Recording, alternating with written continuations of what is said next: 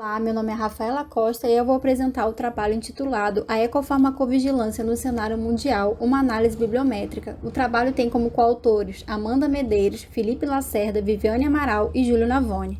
A utilização de medicamentos pode auxiliar no tratamento e na prevenção de doenças. No entanto, apesar dos benefícios oriundos dos medicamentos, muitos desses compostos podem apresentar reações adversas. E dentro desse contexto, a ecofarmacovigilância se apresenta então como uma ciência que tem como objetivos todo o processo de gerenciamento dos riscos farmacológicos de medicamentos.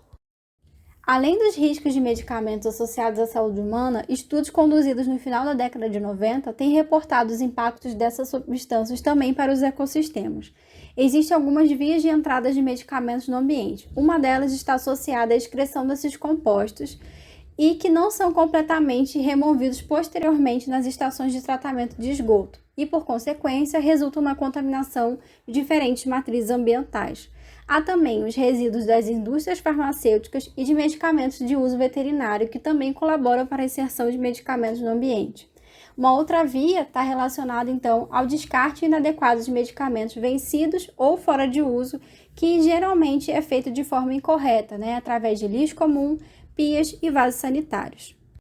Diante desse cenário, uma nova área foi desenvolvida, a ecofarmacovigilância. Essa abordagem ela foi descrita por Velo em 2007 e tem como objetivo principal a detecção, avaliação e monitoramento de fármacos no ambiente.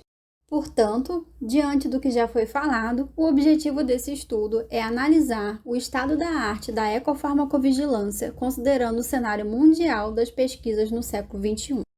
Foi realizada, então, uma análise bibliométrica contemplando, então, a janela temporal de 2007 a 2020. O termo utilizado, então, foi a ecofarmacovigilância. Nós utilizamos esse termo em 3 idiomas, português, espanhol e inglês. A busca foi feita nos bancos de dados PubMed, Medline, Lilacs e Cielo. Nós também extraímos algumas informações dos artigos, como, por exemplo, o ano de publicação, o tipo de publicação, filiação dos autores, citação desses estudos e aonde esses estudos foram publicados. Além disso, o software Excel foi utilizado para análise quantitativa e o NVivo para análise qualitativa. Base em todos os critérios de inclusão e exclusão, obtivemos então para análise 27 artigos científicos.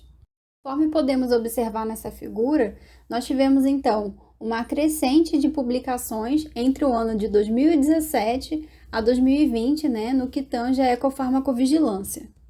Em relação ao fator de impacto, a gente consegue observar então que 44% dos artigos foram publicados em revistas com fator entre 4 a 8, evidenciando então uma relevância da temática. Em relação à tipologia dos artigos, a gente consegue verificar então que 56% eram artigos de revisão. Quando nós analisamos, então, o conteúdo dos artigos, verificamos que os estudos editoriais de comparação, eles estavam voltados para a descrição da ecofarmacovigilância.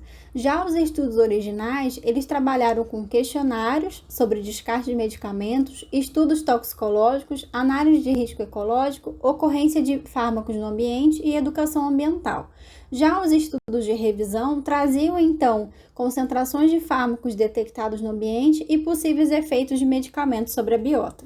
Em relação à distribuição de filiação dos autores, podemos verificar, então, que 67% dos artigos foram originários da Ásia, e ainda cabe destacar que 13% foram identificados como origem da China.